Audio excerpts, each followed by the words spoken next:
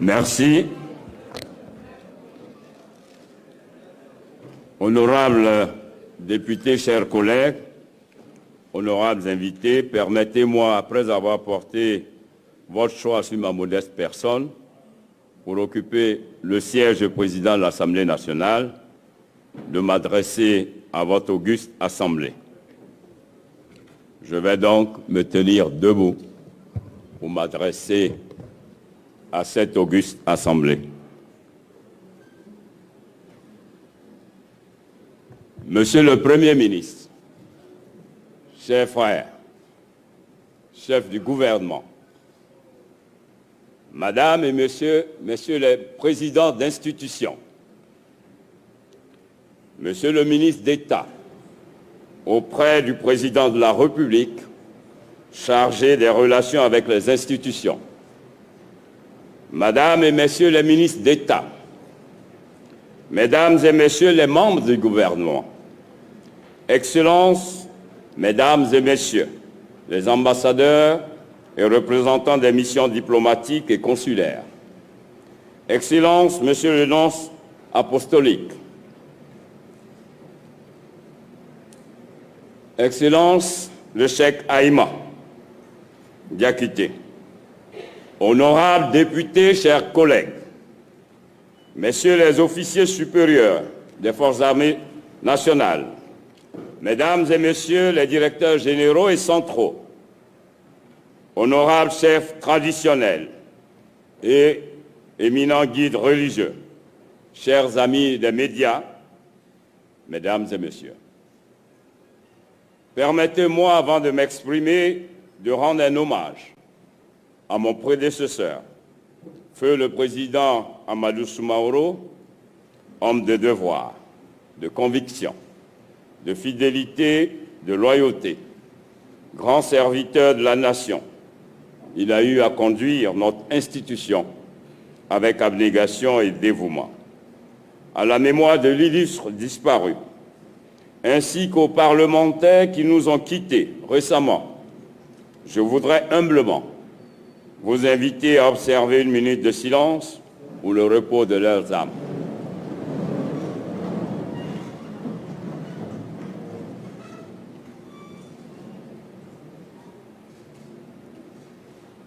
Je vous remercie. Chers collègues députés, Mesdames et Messieurs, je voudrais à présent, au nom du peuple de Côte d'Ivoire et de la représentation nationale, saluer et remercier Madame la vice-présidente Aminata Kamara, épouse Tungara, pour avoir conduit avec efficacité l'intérim de la présidence de l'Assemblée nationale depuis le 7 mai 2022 à ce jour. Madame la vice-présidente, je voudrais vous féliciter pour la conduite réussie de cet intérim et de l'organisation parfaite de ce processus électoral qui a abouti à mon élection à la tête de notre prestigieuse institution.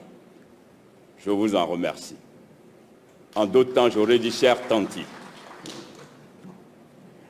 Chers collègues députés, Mesdames et Messieurs, à cet instant précis de ma première prise de parole en qualité de président de l'Assemblée nationale de Côte d'Ivoire, les mots qui me viennent à l'esprit sont d'abord des mots de gratitude et de remerciement, le tout sous le regard bienveillant de Dieu. Gratitude à l'égard de son Excellence, Monsieur le Président de la République, Alassane Ouattara, président du RHDP, à qui il a plu de me désigner comme candidat au poste de président de l'Assemblée nationale pour le compte de mon parti, le RHDP. Qu'il me soit permis de lui exprimer une fois de plus mes sincères remerciements et ma reconnaissance pour la confiance qu'il m'a toujours témoignée pour toutes les missions qu'il m'a confiées. C'est pourquoi il me plaît de lui rendre un hommage appuyé pour sa constante sollicitude. chers collègues députés, mesdames et messieurs, les groupes parlementaires PDCI, RDA, PPACI, UDPCI et RHDP ont appelé dans leur ensemble à voter pour moi. C'est un choix qui traduit le consensus qui est un des principes démocratiques. Je voudrais donc prier messieurs les présidents des groupes parlementaires respectifs de bien vouloir transmettre l'expression de ma gratitude et mes remerciements au président Henri Konan Bédié.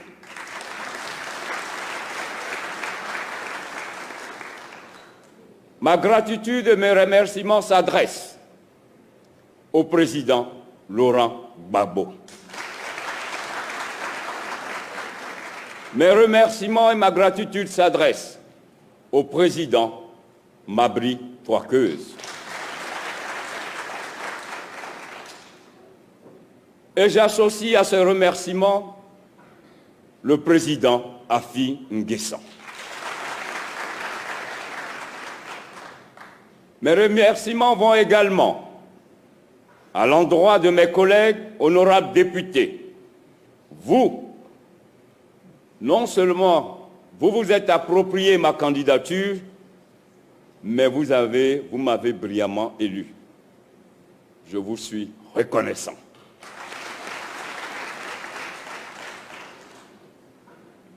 De façon spécifique, j'exprime mon infinie gratitude et ma reconnaissance à messieurs les présidents des groupes parlementaires, l'honorable Diawara Mamadou du groupe parlementaire RHDP,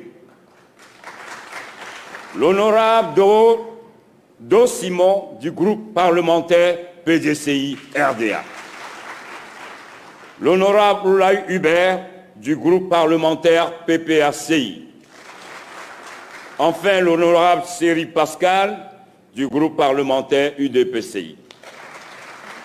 Dans le même ordre d'idées, il y a deux personnalités qui, par leur soutien et leur disponibilité, ont été à mes côtés. Je voudrais donc saluer le professeur vice-président Maurice Kakou Djikawe et mon directeur de campagne, Frébo Basile, président par intérim du groupe parlementaire. J'associe à ces remerciements les valeureuses populations d'Agboville, ma commune, qui me témoignent de leur confiance depuis 3 mandatures. Je voudrais également exprimer à tous ces Ivoiriens, à toutes ces Ivoiriennes, de tous bords politiques, députés et non députés, de toutes les régions, dans leur grande diversité, richesse de notre pays, qui m'ont témoigné pendant tout ce mois leur soutien. Je leur dis merci, peuple de Côte d'Ivoire. Toute ma gratitude et mes remerciements vont à l'endroit de ma famille politique, le RHDP. Je ne saurais clore le chapitre des remerciements sans exprimer ma reconnaissance à cette belle équipe qui, pendant mon intérim, le bureau de l'Assemblée, la conférence des présidents, les questeurs, les secrétaires de bureau, les vice-présidents, le personnel de l'Assemblée, le cabinet de l'Assemblée. Nous avons, pendant près d'une année, ensemble, dans une conjugaison de nos compétences et de nos efforts, nous avons su préserver la force, l'importance et le dynamisme de notre institution. À vous tous, je vous dis merci. Je ne saurais clore ce chapitre des remerciements sans exprimer ma reconnaissance et ma gratitude à ma famille.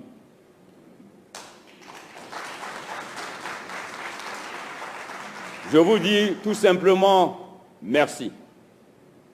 Merci pour le soutien constant et réconfortant. Chers collègues députés, le rassemblement et le consensus que nous avons appelés de tous nos vœux sont devenus une réalité à travers cette élection.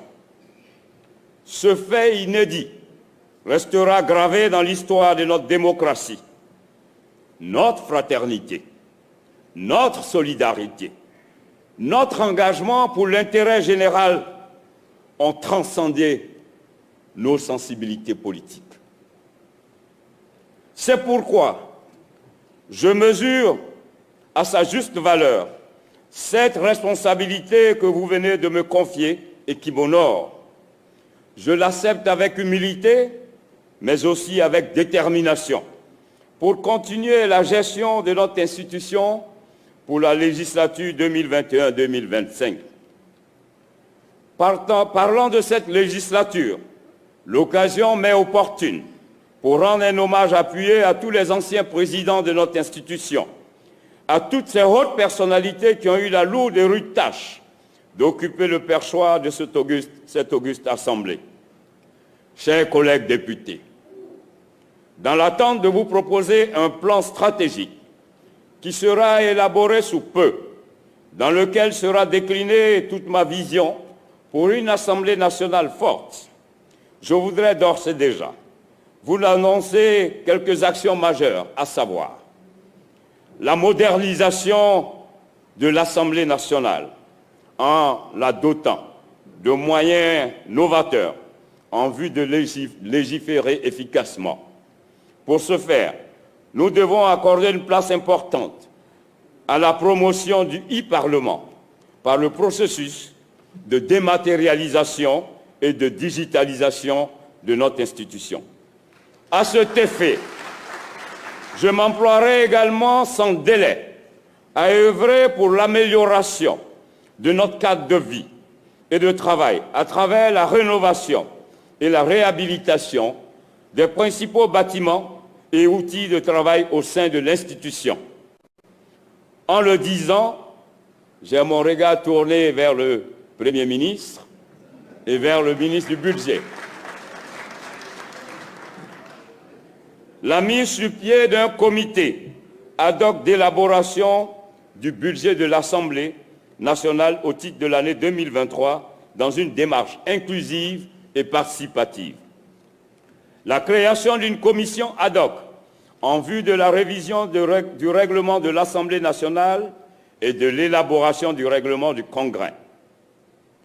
L'opérationnalisation des groupes d'amitié, conformément à notre vision de renforcement de la diplomatie parlementaire en vue du rayonnement de notre institution, tant au plan national qu'au plan international.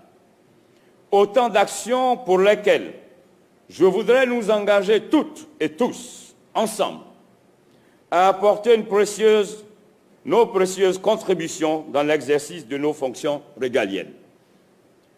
Je terminerai pour dire sur l'un des plans d'action que dorénavant, tous les groupes parlementaires, en fonction de leur taille, auront, pour ce qui concerne le PDCI, disposera de 3 assistants parlementaires pris en charge par l'Assemblée. Le PPAC et l'UDPCI disposeront de 2 assistants parlementaires pris en compte par l'Assemblée. Et le RHDP disposera de 4 assistants parlementaires. Le tout pour que nous nous engagions non seulement dans l'efficacité, mais dans l'efficience de la réalisation de nos objectifs. Mesdames et messieurs, chers collègues députés, c'est dans un esprit de dévouement, d'engagement, pour le travail et surtout d'espoir, que je voudrais relever le défi de cette présidence qui m'est confiée. Je voudrais donc nous engager à rêver d'une assemblée forte au service du peuple de Côte d'Ivoire. Excellences, Monsieur le Premier ministre, chef du gouvernement, je voudrais très respectueusement vous prier de bien vouloir accepter de transmettre nos infinis remerciements à son Excellence, Monsieur le Président Alassane Ouattara, Président de la République, et lui exprimer toute notre fierté et notre admiration pour les initiatives prises qui, à n'en point douter, contribuent au rayonnement de notre pays dans le concert des nations. Nous avons en mémoire la récente organisation de la 15e conférence des partis, COP 15, de la Convention des Nations Unies sur la désertification, qui a abouti à l'initiative d'Abidjan, un puissant accélérateur de développement durable et de transformation agricole. Ce dynamisme sur la scène internationale se consolide avec la tenue prochaine, le 15 juin 2022, à Abidjan, du groupe consultatif en vue du financement du Plan national de développement PND 2021-2025. Malgré ce dynamisme et ce rayonnement de notre pays, il n'en demeure pas moins que l'environnement mondial est caractérisé par la fragilisation de nos économies, eu égard aux effets néfastes de la Covid-19 et de la crise russo-ukrainienne, avec son corollaire de hausse des prix des denrées alimentaires et de l'énergie. C'est dans ce contexte que nous, représentation nationale, dans un élan de patriotisme et de sursaut national, devront accompagner le gouvernement dans la mise en œuvre de toutes les politiques de résilience en vue de faire face à ces enjeux et défis nouveaux. Chers collègues, honorables députés, dans une synergie d'action, une complémentarité intelligente entre l'exécutif et le pouvoir législatif, nous devons tous être engagés pour la transformation économique et sociale de la Côte d'Ivoire, dans un climat de dialogue permanent et de paix, pour l'émergence d'une génération de champions nationaux afin de hisser notre pays à l'horizon 2030 au rang des pays à revenus intermédiaires de la tranche supérieure. Mesdames et messieurs, chers collègues députés, pour clore mon propos, je voudrais rappeler, comme je l'avais indiqué lors de mon adresse, à l'ouverture de cette session ordinaire 2022, que cette mandature, qui se poursuit avec mon élection, soit mise sous le prisme d'une véritable famille parlementaire, moteur du renforcement de la cohésion sociale, creusée de l'expression plurielle qui prend sa source dans notre diversité politique, ethnique et religieuse. Ce qui touche mon âme et qui touche notre âme, c'est l'amour que chacune et chacun de nous a pour la patrie, notre Côte d'Ivoire. Excellence, Monsieur le Premier ministre, chef du gouvernement, Madame et Messieurs les présidents d'institutions, Mesdames et Messieurs les membres du gouvernement, Mesdames et Messieurs les ambassadeurs, chefs des missions, honorables collègues députés, Mesdames et Messieurs, peuple de Côte d'Ivoire, pays des fiers Ivoiriens, notre but ultime doit être d'épouser la cause de l'histoire, laquelle histoire doit s'écrire autour du renforcement de la cohésion sociale, mais surtout du sens de la fraternité et du pardon. Oui, le sens de la responsabilité nous le recommande et les aspirations profondes de nos populations nous l'imposent. C'est donc sur ces notes d'espérance que je vous réitère mes sincères et infinis remerciements pour votre aimable attention. Vive l'Assemblée nationale de Côte d'Ivoire, vive la Côte d'Ivoire, je vous remercie.